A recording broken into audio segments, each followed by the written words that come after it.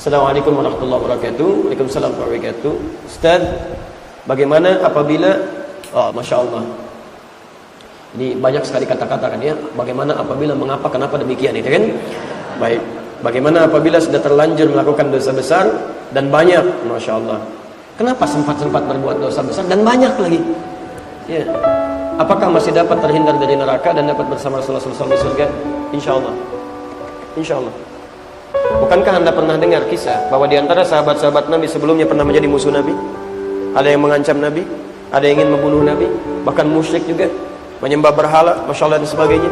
Tapi setelah itu mereka bertobat, mendekat kepada Allah, kemudian baik keislamannya. Bahkan disebutkan oleh Nabi SAW termasuk orang yang masuk surga tanpa hisab. Di antaranya bahkan menjadi sahabat-sahabat Nabi yang mulia. Bukankah Umar pernah menjadi musuh Nabi? Bukankah Umar pernah musyrik? Bukankah perbuatannya luar biasa buruk sebelum masa masuk Islam?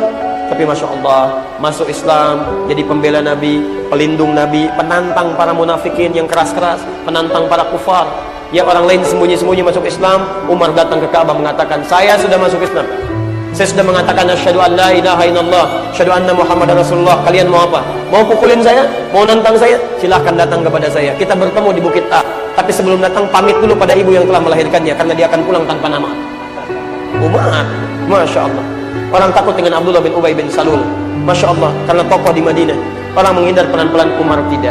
Bahkan di akhir hidupnya Abdullah bin Ubay bin Salul masih manja, kolokan meminta kepada Nabi, ya Rasulullah, mohon berikan jubah Anda ya Rasulullah, supaya saya bisa meninggal dengan mengenakan jubah Anda. Motifnya supaya dikagumi oleh orang sekitaran. Masya Allah, Abdullah bin Ubay bin Salul meninggalnya mengenakan jubah Nabi. Kata Umar, ya Rasulullah, berikan kesempatan kepada saya, izinkan supaya saya menghunus pedang memisahkan kepala dari badannya. Umar, Masya Allah, Umar. Sehingga disebut oleh Nabi SAW, bahkan setan pun takut kepada Umar. Umar. Bahkan disebut oleh Nabi dalam satu riwayat bahwa pintu fitnah ada di Umar. Maksudnya Umar penjaganya. Kalau Umar meninggal, dunia mulai terbuka. Betul, Umar meninggal, Utsman terbunuh, Ali kemudian juga terbunuh radhiyallahu ta'ala anhuma, fitnah mulai muncul sampai dengan sekarang. Umar, orang yang sangat jenius. Ayat-ayat mirasantika, khamar, turun karena pertanyaan Umar. Ayat larangan menyolatkan orang munafik yang diketahui, turun karena pertanyaan Umar. Masya Allah, Umar bin Khattab radhiyallahu ta'ala anhu.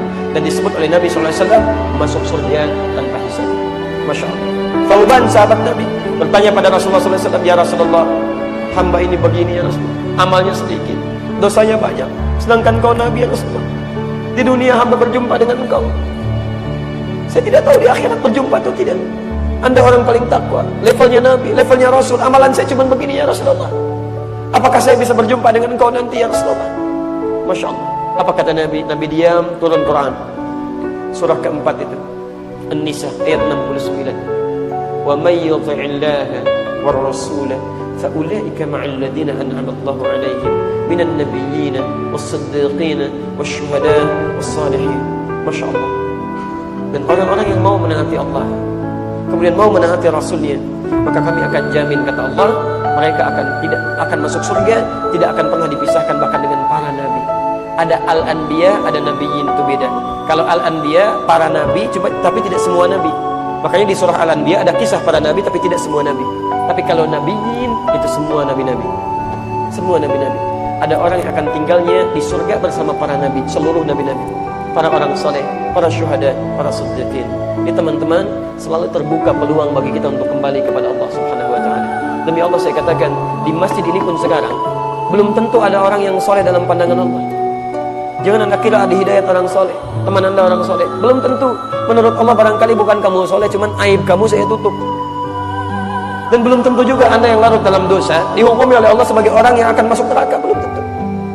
Menurut Allah, hei fulan yang banyak dosanya, justru hari ini saya akan buka pintu tobat bagi kalian. Siapa yang mau tobat saat ini?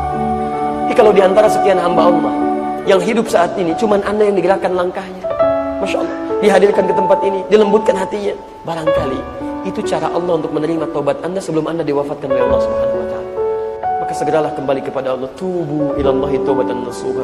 Bertobatlah kepada Allah, sadari dosa-dosa Anda, mohon ampunan kepada Allah, dan mudah-mudahan termasuk Anda dalam golongan orang yang terima tobatnya, meningkatkan amal soleh, taat kepada Rasulnya, dan dimasukkan ke dalam surga dan tetangga Anda para nabi. Masya Allah. Tidak ada yang paling indah dengan itu. Masya Allah. Ada orang-orang masuk surga, fulan, di mana surga kamu? Di sini dikunjungi. Siapa tetangga kamu? Ustaz Fulan, Masya Allah. Siapa tetangga kamu? Syekh Fulan. Kalau belakangnya Alim Fulan, Masya Allah. Senang dia. Tiba-tiba dia balik bertanya, kalau kamu di mana? Surga Fulan, Masya Allah. Tetangganya siapa? Depan saya Nabi Yusuf, Masya Allah.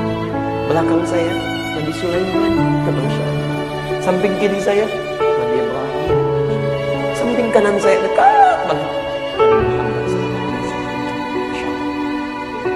Ada orang-orang yang bertetangga dengan para nabi. Kita tidak pernah melihat Nabi Muhammad SAW yang sangat sayang dengan kita, mencintai kita, menyayangi kita, bahkan memohonkan ampunan kepada kita.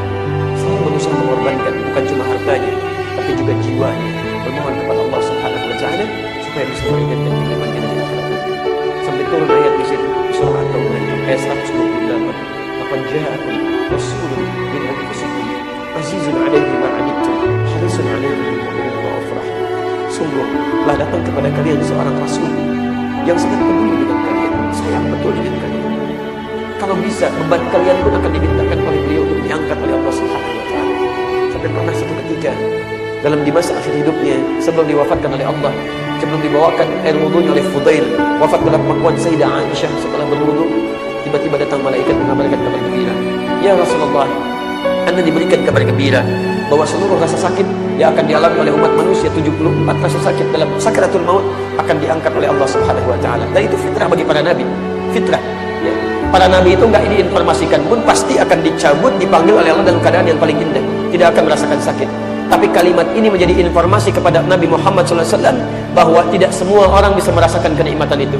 Ya, tidak semua orang akan mudah meninggalnya. Barangkali akan merasakan sakit dengan tingkatan yang sangat tinggi, 74 lebih tingkatannya. Anda tahu apa jawaban Muhammad SAW? Beliau bermohon kepada Allah, ya Allah, kalaulah diperkenankan, mohon timpakan saja 74 rasa sakit itu kepada hamba saat ini. Timpakan saja seluruh 74 rasa sakit yang akan dialami umatku kelak dalam sakaratul mautnya.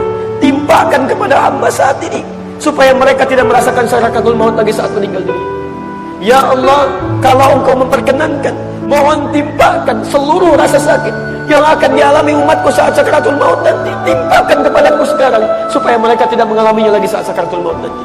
Muhammad sallallahu alaihi wasallam yang mencintai kita, mengorbankan dirinya, nyawanya, bahkan hartanya, segalanya hanya untuk mendapatkan kemudahan bagi umatnya.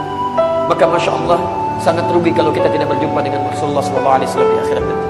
Sangat rugi kalau kita tidak menatap wajahnya. Sangat rugi kalau kita tidak mendengar kalimatnya. Sangat rugi kalau kita tidak melihat senyumannya. Di dunia tidak berjumpa, di akhirat tidak mampu menatapnya. Maka bertakwalah kepada Allah, ikuti sunnahnya, ikuti tuntunannya. Mudah-mudahan kita diwafatkan dalam keadaan yang terbaik dan bisa berjumpa dengan Rasulullah SAW di akhirat nanti.